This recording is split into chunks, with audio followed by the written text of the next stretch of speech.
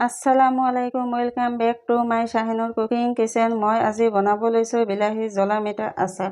বিলাহীৰ আচাৰ আপোনালোকে কেতিয়াবা খাইছেনে? বিলাহীৰ আচাৰ খাবলৈ খুবেই টেষ্টি হয় আৰু এই আচাৰ আপোনালোকে এবাৰ বনাই খালে সদায় খাবলৈ মন যাব। একেবাৰে সহজ আৰু কেইবাদিনত থৈ খাব পাৰিব। আহকচোন মই কেনেকৈ বনাওঁ। বিলাহী জ্বলা মিঠা আচাৰ বনাবলৈ মই লৈছোঁ 6টামান বিলাহী। বিলাহীখিনি মই এনেকৈ এক ছেটে কাটি ল'ম। গোটেইখিনি কাটি ল'ম।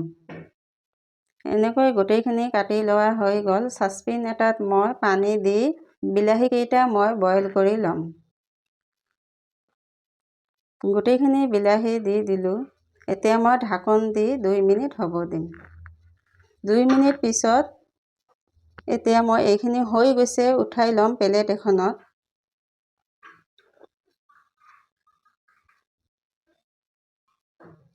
এইখিনি মই ঠাণ্ডা কৰি লৈছোঁ। এতিয়া মই বাকলিটো গুচাই দি এইকেইটা কাটি ল'ম। এয়া চাক কি ধুনীয়া কৰি বাকলিটো গুচাব পাৰিছোঁ।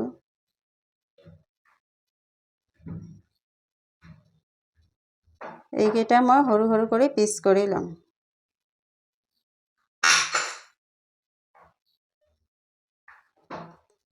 বাকলিকেইটা আচাৰ বনাবলৈ মোৰ বিলাহীখন ৰেডি হৈ গৈছে। এতিয়া মই গেছটো অন কৰি কেৰাহী এখন গৰম হ'ব দিছোঁ।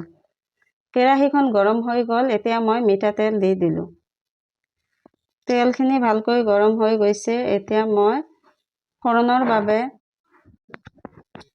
কেইটামান কালি জিৰা দি দিলোঁ।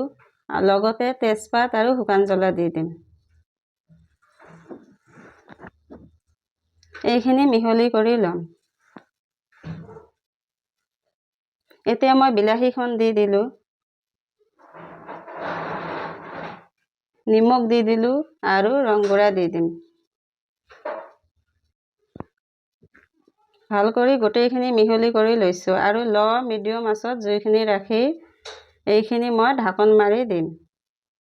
বিলাহীখিনি সিজিব আৰু লগতে ভজা হৈ যাব। বিলাহীখিনি ধুনীয়াকৈ সিজিছে আৰু বইল কৰাৰ কাৰণে পটতকৈ কালাৰটো ইমান ধুনীয়া হৈ গৈছে।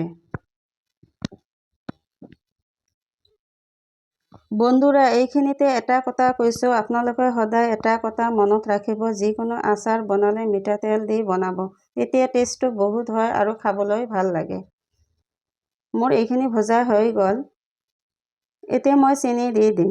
আপোনালোকে চেনিৰ পৰিৱৰ্তন গুড়ো দিব পাৰিব। এইখিনি ভাল কৰি মিহলি কৰি ল'ম। আকৌ কাজু আৰু কিচমিচ কেইটামান মই দি দিম।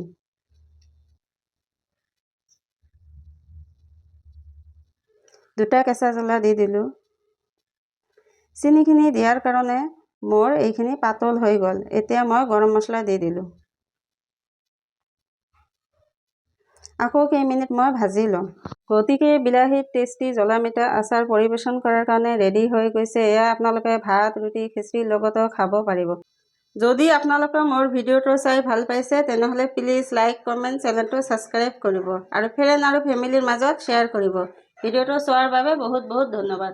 আল্লাহ হাফেজ।